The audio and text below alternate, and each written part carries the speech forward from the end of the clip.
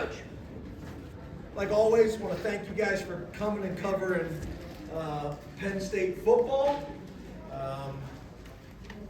Just looking for Neil. Is Neil here? And even Neil. Yeah, appreciate all you guys coming and covering Penn State football, and even Neil. That was a joke, Neil. Not funny, huh? Yeah, nobody laughed. Nobody laughed.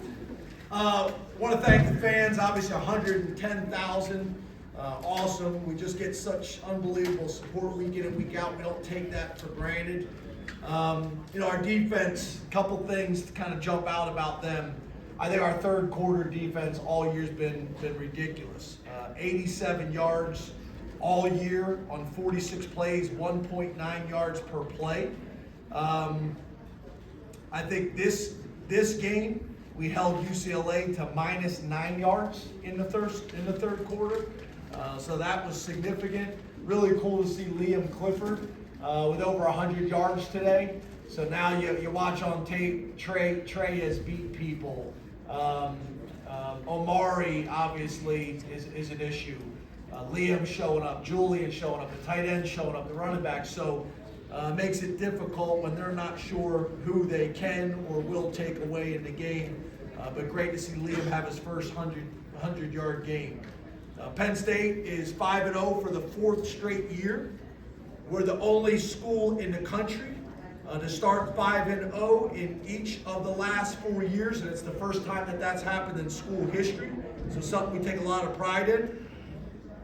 And then our defense has held Big Ten opponents under 100 yards rushing in 4 straight games and 15 of the last 16 games. So that was cool. Having Paz back was great. Getting a chance to be with him and his wife and his kids was really cool. Obviously, great linebacker here at Penn State and LBU. And then Juravicius as well. Hasn't been back in a long time and was with us this week.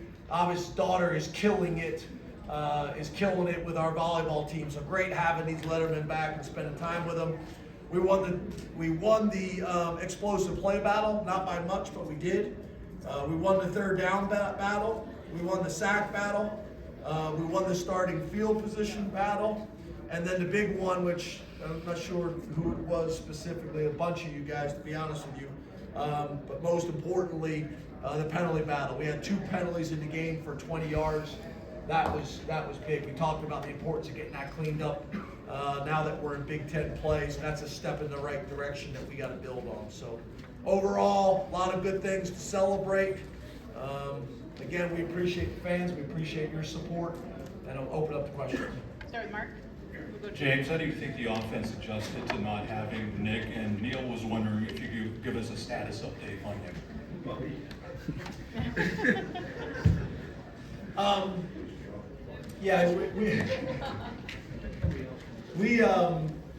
I thought we'd have him Thursday. I thought we'd have him Friday. I thought we'd have him today. I didn't find out until after warm-up.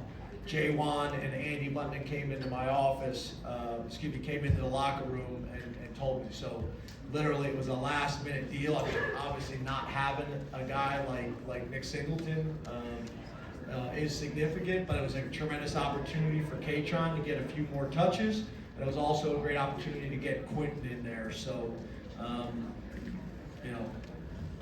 really, really good opportunity for those 2 guys, and I think overall we handled it well. Jared, to the left. Hey, Coach Franklin. Hey, Jared. How's it going? Good. Tyler Warren, another week, another touchdown for him. What makes him so dependable for you guys, especially in the red zone? I think that's the word. He's dependable. I mean, the guy does his job and does it on a consistent basis, whether it is blocking, whether it's running with the ball as a ball carrier, whether it is as a receiver. And again, I think you guys have heard me talk about this a lot, but when they can't put Tyler Warren into a category, that's what makes tight ends most valuable. If he's just a receiver, they can treat him like a receiver and treat it as 10 personnel. If he's just kind of a big run blocking slug, then that's not a threat either. But when he can do either or, makes it very, very difficult to defend.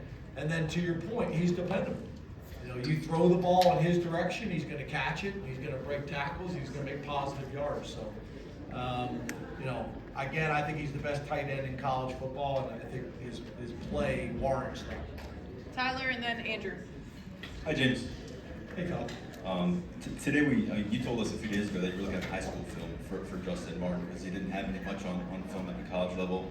He had some success early in the game. What did you pick up from him defensively over the course of that first half, and how do you think your defense is able to adjust with Tom out? Yeah, I was impressed with him. You know, I'm not sure how tall he is, but looking at him in pregame, he's a big guy. He seemed very poised. The moment didn't seem too big for him. First time starting quarterback. And talking to their head coach before the game, on the catapult, he's run 21 miles an hour. So he's talking about a big guy who can run, who was poised. So I was impressed with that guy. I really was. And I thought, again, when you're preparing all week, and you don't have any film of a guy, that can make it a little bit interesting. But overall, our starting defense held a Big Ten opponent to 3 points. They scored a point there late with a lot of backups in. They scored a touchdown there late with a lot of backups in. In today's day and age, keeping people to a field goal is difficult to do. And I thought our defense, did a nice job. There's some things obviously we got to get cleaned up. The big explosive play. We did not run with the tailback in man coverage. The guy that had him in man coverage. And that obviously is going to hurt you every single time if they find him. So that was a huge play in the game. But besides that, I thought overall we played well. Andrew, back left. Coach, you mentioned 80 couple yards in third quarters this year. What's been the difference in the third quarter? Why have you been so successful in adjusting? I think really in my time we've been pretty good in the second half in general. I think to me I'm more interested in making sure that we're starting faster. I think that first quarter you look at the time of possession, not what you want. You look at third down on offense and on defense, not what you want. Again, back to the point I had with you guys earlier about getting enough touches and getting enough plays on offense and getting off the field on defense. So we got to start faster. But defensively, I think you get a good feel for who they are. You get them settled down. You make some adjustments, and I think that's for the biggest reason why we've been able to play really good third quarter football. I think the technology has helped with that as well. But overall, getting our guys lined up, getting their cleats in the ground, getting them ready to play, I think we've done a nice job of that with both offense and defensive staff. Smeltzer here on the left.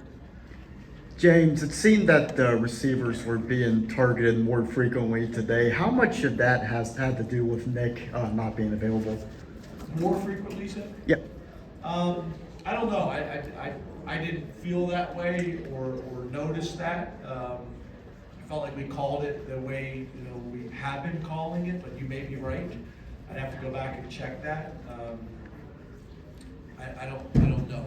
It wasn't like we made a change. Literally, again, we didn't find out until after warm up that we didn't have Nick. So it's not enough time to kind of change your game plan. And with Katron and Quinton, we don't really feel like we have to. We'll go two more. We'll go Pickle and Neal. Coach, with Ryan Barker, what went into your decision to make him your starting place kicker today? With Zion Tracy, what did he do to earn that spot at punt return with Kate now? Yeah, so with Barker, like I mentioned to you guys, I think last week, it came down to a percentage point all during training camp between those two guys. So we felt like this week, we would look at all those guys as well, but it wouldn't just be this week. It'd be this week plus the totality of everything that's happened the entire year. So based on it being a tight competition already and then how the games have gone, from a production and execution standpoint in that phase, felt like it made sense to give Barker his opportunity because again it was within a percentage point. What was the other part? Tracy, what did he do? Yeah, so Tracy had been a part of that competition kind of all year long. We did not have Caden available, and he was the next man up. Jake Spencer still factors in, so we used him in a safe situation where you're probably not going to get a return anyway. Just a guy who's caught some balls already in college games. But Zion, we think we'll learn from this today and have an opportunity to not only catch the ball moving forward, but have a chance to be a playmaker. So excited about that. Neal, close us out. Neil. Okay, James, you're now tuning in a helicopter, it was great. I was gonna call you and land in your backyard. The 2-minute drill, how much did that gave you guys a boost with Drew connecting to get the touchdown right in front of the half?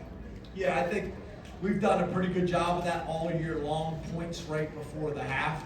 We talk about the middle 8 and things like that. That's been, I think, really good for us all year long. I think the other thing that I'm very proud of in terms of the players and the offensive and defensive coaches is we want to have all of our timeouts available at the end of the first half and at the end of the game. And there's value in that, and there's power in that. So I think the combination of 2 minutes and 40 seconds or whatever it is in the game with all 3 timeouts, that's a ton of time. It allowed us to start out not in a traditional 2-minute, but have some urgency to us. And then after the 2-minute warning, we were planning on going to 2-minute right there. And with it being a 3rd down, we just used that as a timeout with the 2-minute warning, get what we wanted called, and then go from there. And then if we didn't pick it up, it also allowed us to burn some time off the clock and get the 2-minute warning out of the equation for them if they were getting the ball back. Yes, sir. Thank you, Coach. Thanks, guys. Thanks, Have a good Vince. weekend.